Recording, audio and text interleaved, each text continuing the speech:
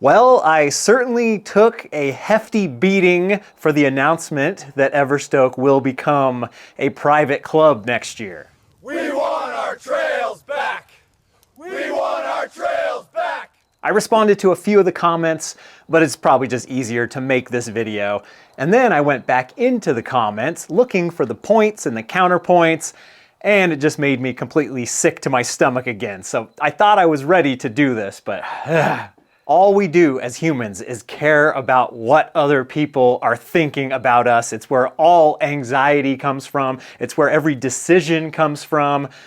And then, on the other hand, history is just an endless array of people that got together and went against the consensus and did something that was crazy at the time. I have taken quite a few crazy gambles. I've probably lost more than I've won, but my life is so much better because of those crazy gambles. So turning Everstoke into a private, members-only club is a fantastic idea. I'm doubling down on it. I'm not backing off. It's never been done before in mountain biking, so I'm fighting for a way to convey the idea that I see in my head to all of you, and to nail the price. The price is the biggest thing that everybody's hung up on, and finding that perfect zone is so hard. It sounds like most people are hung up on the idea that it's just a bike park pass. You show up, you ride the trails, you go home, you're just paying for trails. Why would you pay for trails? You're paying for a place where people can bring their families year after year after year to go out and explore the Lost Sierra. We've got so many ideas on how to make this place better, and the members will focus us and point us in the right direction of what we need to accomplish next. What we're not trying to do is get the most amount of people churning through here all day, every day. We just can't do it. The liability of doing something like this for the public in California is massive. The pitfalls are endless. It is a miracle we have gotten this far. The entire crux of this change is liability. I know I glanced over it in the other video. I'm not superstitious, but when you talk about these things, it just feels like you're just manifesting them. So Joe Blow rolls up to Everstoke, doesn't see the sign, skips the waiver. First thing he gets on is the teeter-totter. He rolls off, he breaks his neck, he's paralyzed. 6 months later, and we're on the witness stand, and the prosecutor is asking us, who built this mountain bike feature? Are they qualified to build mountain bike features? Was this mountain bike feature regularly maintained? In what world do you think we get out of that situation without losing everything? But you should have seen the mean comments. We had to keep it open to the public. It might be a 1 in a million thing, but if you need 1 million people to come through your business for it to work, it's going to happen.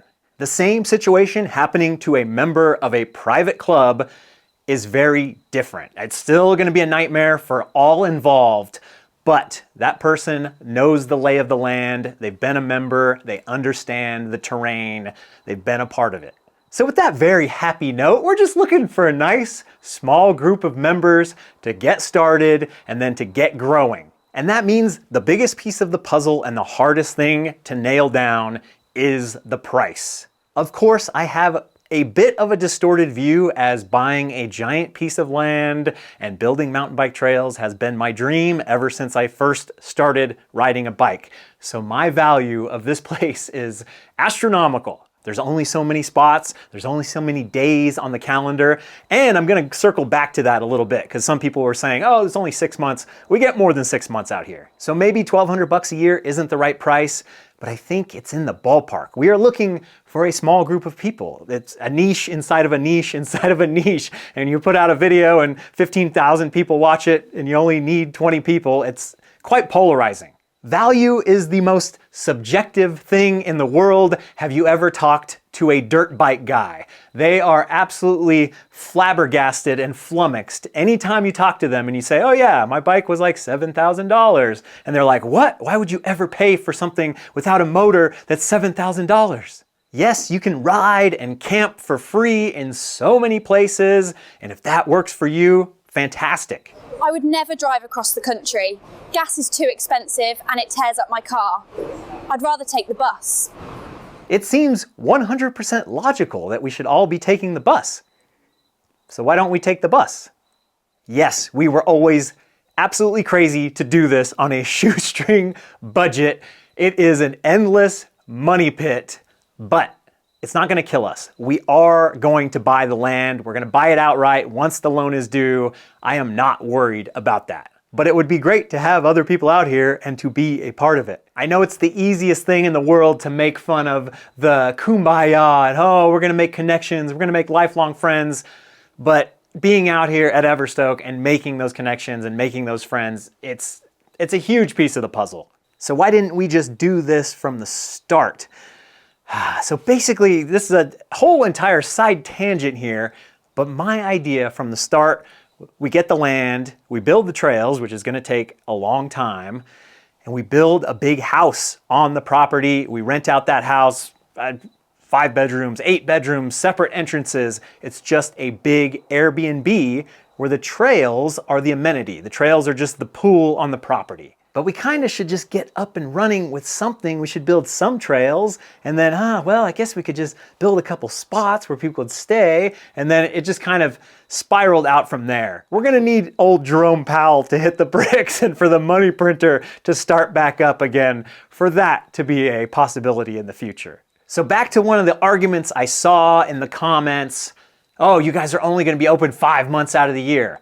Au contraire, mon frère. The highest point on our property is 4,900 feet. Every single year so far, we have ridden into December without a problem. It snows and then it melts. It snows and then it melts. It's the weather. It's always going to be unpredictable and weird from year to year. January, usually it snows, it stays. But then we'll have these random days in February where it's perfect. And then it rains and then it snows, all that stuff. The days are shorter and it's a little colder in the sleeping bag overnight for sure, but those are some of the best days out here. It's remarkable. We have the freeze thaw and the muddiness, but man, if it stops raining for a couple days and the sun is out, it transforms into hero dirt so nice. But yes, the surrounding trail networks, they do take much longer to thaw out as you get higher and higher in elevation. And if you're into crazy winter adventures, Everstoke is right on the highway and we get our driveway plowed. So the day after a snowstorm is actually one of the most cool and mesmerizing things you can do out here, just hiking, walking around.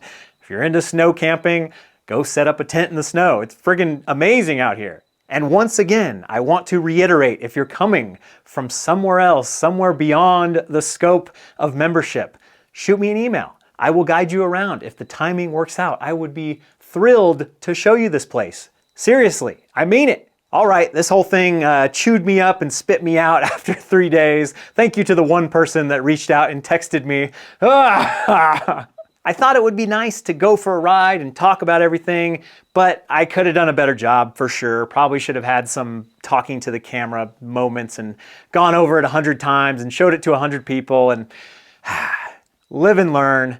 C'est la vie.